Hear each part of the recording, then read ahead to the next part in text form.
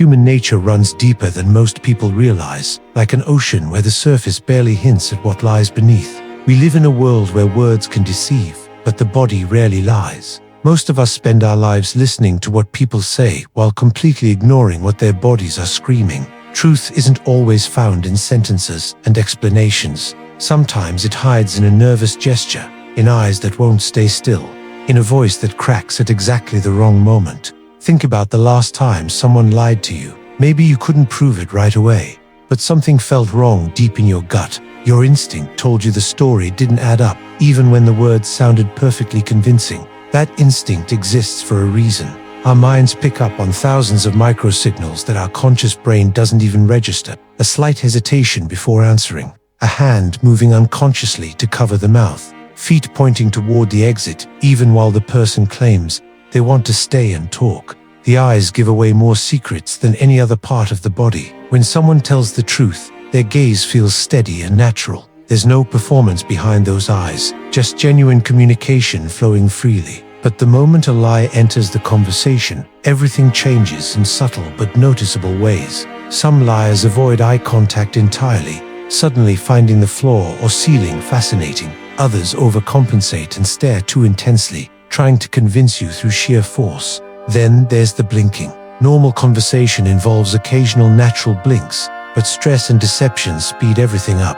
The eyes start blinking rapidly, almost like they're trying to blink away the guilt. Liars complicate simple situations because they think complexity equals believability. Ask someone telling the truth where they were last night, and you'll get a straightforward answer. I was home.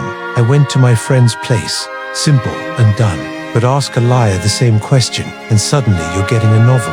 They'll tell you about the traffic, what they were wearing, what song was playing, what the weather felt like. All these unnecessary details pile up because they're trying to make the lie sound more believable. They think more information equals more credibility. Truth doesn't need decoration or elaborate backstories. Truth just exists plainly. Lies need construction. The body betrays liars in ways they can't control, no matter how practiced they become. While the mouth stays busy creating fiction, the hands tell the real story. They move toward the face constantly, touching the nose, covering the mouth, rubbing the neck repeatedly. These aren't random movements, but manifestations of internal discomfort. Then watch the feet carefully.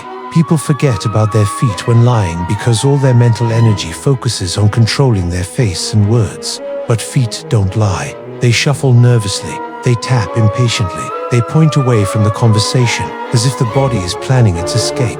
Someone sitting still while telling the truth suddenly becomes restless when the lie begins. Listen carefully to how the voice changes when deception enters.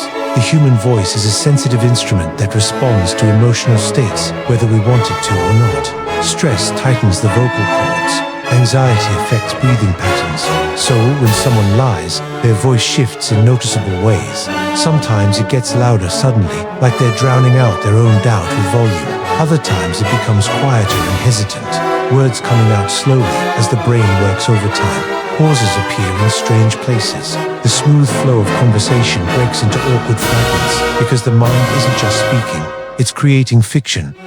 Pay attention to how people answer direct questions. Honest people give honest answers without deflection or delay. But when you ask a liar a direct question, watch what happens. They'll twist your question into something different. They'll answer a question you didn't ask, or they'll respond with their own question, buying themselves seconds to think. Why are you asking me that? These aren't just defensive responses, but stalling tactics. The person needs time to figure out which version will work best. But understand this crucial point. These signals don't guarantee deception every time. Human behavior is far more complex than simple formulas. Someone might avoid eye contact because they're naturally shy, not lying.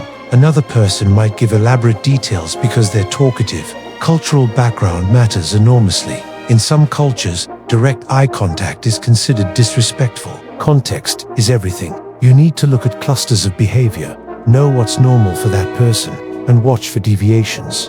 The real skill isn't just spotting these signals, but understanding what they mean within the larger picture. Your mind already does this naturally to some degree. That's why you sometimes feel something is off, even when you can't articulate what's wrong. Trust those instincts, but verify them with observation.